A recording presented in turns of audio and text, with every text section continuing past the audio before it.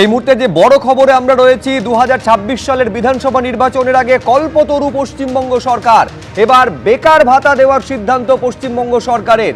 মাসে 1,500 টাকা করে বেকার ভাতা দেওয়ার সিদ্ধান্ত। 15ই আগস্ট থেকে এই বেকার ভাতা দেওয়া হবে বলে রাজ্যের তরফে সিদ্ধান্ত নেওয়া হয়েছে। মাধ্যমিক উত্তীর্ণ 21 থেকে 41 বছর বয়সীরা এই বেকার ভাতা পাবেন। পাশাপাশি আরও একাধিক প্রকল্পের ক্ষেত্রে বরাদ্দ বাড়ানো হয়েছে। যেমন লক্ষ্মীর ভাণ্ডারে বরাদ্দ বেড়েছে 500 টাকা। ফেব্রুয়ারি মাস থেকে অর্থাৎ চলতি মাস থেকে এই লক্ষ্মীর ভাণ্ডারে বর্ধিত টাকা পাওয়া যাবে। উপভোক্তারা এই বর্ধিত টাকাটা পাবেন। এই মাস থেকেই সাধারণ মহিলারা মাসে 1,500 টাকা করে পাবেন এবং SC ST মহিলারা মাসে 1,700 টাকা করে পাবেন। কিন্তু বেকার ভাতা আজকে ঘোষণা করা হয়েছে, সিদ্ধান্তের কথা জানানো হয়েছে রাজ্য সরকারের তরফে।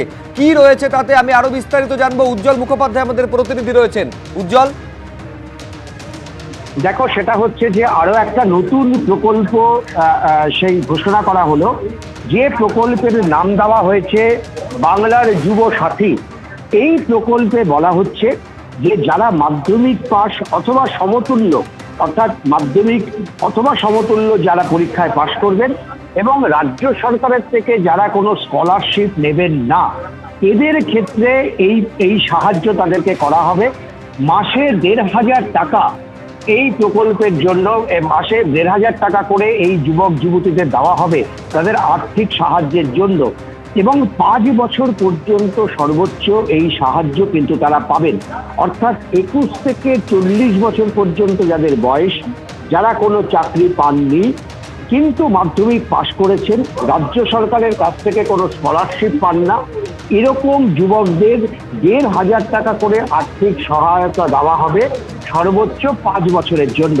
রাজ্য সরকার এই নতুন প্রকল্পের কথা ঘোষণা করলেন এবং একই সঙ্গে অবশ্য জানিয়ে দেওয়া হয়েছে যে 15ই আগস্ট 2026, অর্থাৎ স্বাভাবিকভাবে ভোটের পরই এই প্রকল্প চালু হবে।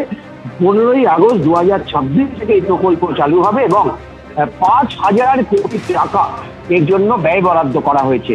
দেখো, আমরা কিন্তু দেখতে পাচ্ছি একদিকে যেমন লক্ষ্মীর ভাণ্ডার থেকে শুরু করে দিয়ে অনেকগুলো ক্ষেত্রেই কিন্তু যেমন অর্থ বরাদ্দ বাড়ানো হয়েছে, পাশাপাশি আশাকর্মী, প্যারা টিচার, সিভিক ভলেন্টিয়ার থেকে শুরু করে এদের ক্ষেত্রেও কিন্তু 1,000 টাকা করে মাসিক বৃদ্ধি করা হয়েছে। ICDS, যে সমস্ত মহিলা কর্মীরা ICDS প্রকল্পের সঙ্গে যুক্ত, তাদের 1,000 টাকা ভাতা বৃদ্ধির কথা এই যে ভোট অন অ্যাকাউন্ট সেখানে পেশ করা হয়েছে। এবং যদি চাকরিকালীন অবস্থায় কেউ মারা যান তাহলে 5 লক্ষ টাকা পরিবারকে সাহায্য করা হবে। প্যারা টিচার, শিক্ষাবন্ধু সহায়িকা, স্পেশাল এডুকেটর, এদের ক্ষেত্রেও কিন্তু 1,000 টাকা ভাতা বৃদ্ধি করা হলো।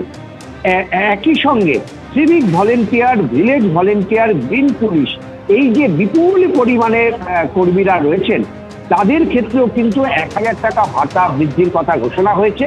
এবং এরা যদি চাকরিরত অবস্থায় মারা যান তাহলে পরিবারকে 3 লক্ষ টাকা ক্ষতিপূরণ দেওয়া হবে। আরও একটা খুব উল্লেখযোগ্য বিষয় রয়েছে যে গ্রিন কর্মী, অর্থাৎ যারা বিভিন্ন জায়গায় সঙ্গে থাকো। শুভেন্দু অধিকারী কি বলছেন দেখবো। সেগুলো সবটাই প্রতিশ্রুতি, নির্বাচনী যে ইস্তাহার কর্ম হয় সেই মতো। এপ্রিল মাস থেকে কোনো প্রতিশ্রুতি কার্যকর সম্ভব নয়, কারণ আপনারা সবাই জানেন যে ফাইনাল ভোটার লিস্ট বেরোনোর পরে যে কোনো সময় মডেল কোড অফ কন্ডাক্ট লাগু হয়ে যেতে পারে। মডেল কোড অফ কন্ডাক্টের নিয়মই হচ্ছে বেনিফিটের অ্যামাউন্ট বাড়ে না, বেনিফিশিয়ারির সংখ্যা বাড়ে না। তাই এপ্রিল মাস থেকে যে প্রতিশ্রুতিগুলো দিয়েছেন এগুলো কোনোটাই কার্যকর হওয়া সম্ভব নয়। এটি 4 মাসের একটি অন্তর্বর্তী ভোট অন অ্যাকাউন্ট, বেতন বা অন্যান্য সরকারের যে রেগুলার এক্সপেন্ডিচার, রেকারিং এক্সপেন্ডিচার, সেগুলো চালানোর ক্ষেত্রে একটি ব্যবস্থা মাত্র। এমনকি এই বাজেটে আগস্ট মাস থেকে যুবশ্রী যেটা ছিল তার তো অপমৃত্যু ঘটিয়েছেন, সেই যুবশ্রীর নামটা বদলে যুব সাথী করেছেন। 1,500 টাকা ভাতা দেওয়ার কথা বলেছেন। অথচ এই মুখ্যমন্ত্রীর আমলে ডক্টর অমিত মিত্রর পেশ করা বাজেটে বেকার যুবকদের জন্য যুবশ্রীর কথা বলা হয়েছিল, পোর্টাল চালুর কথা বলা হয়েছিল, বেকার ভাতার কথা বলা হয়েছিল। কমপ্লিটলি বেকারদের সঙ্গে জাগলারি মিথ্যাচার প্রতারণা উনি করেছেন এবং তিনি সুপ্রিম কোর্টের অর্ডার পাওয়ার পরে ওই পোর্শনটা উনার পড়াই উচিত হয়নি, যেখানে 4% ডিএর কথা বলেছেন, যেখানে 7th পে কমিশন তৈরি করেনি সেখানে 6th পে কমিশনের কথা বলা হয়েছে। এই বাজেটে এই রাজ্যের রাজস্ব বৃদ্ধির কোনো পরিকল্পনা নেই, বেকার বিরোধী বাজেট, চাকরির কোনো লক্ষ্যমাত্রা নেই এবং কন্ট্রাকচুয়াল লোকেরা শুধুমাত্র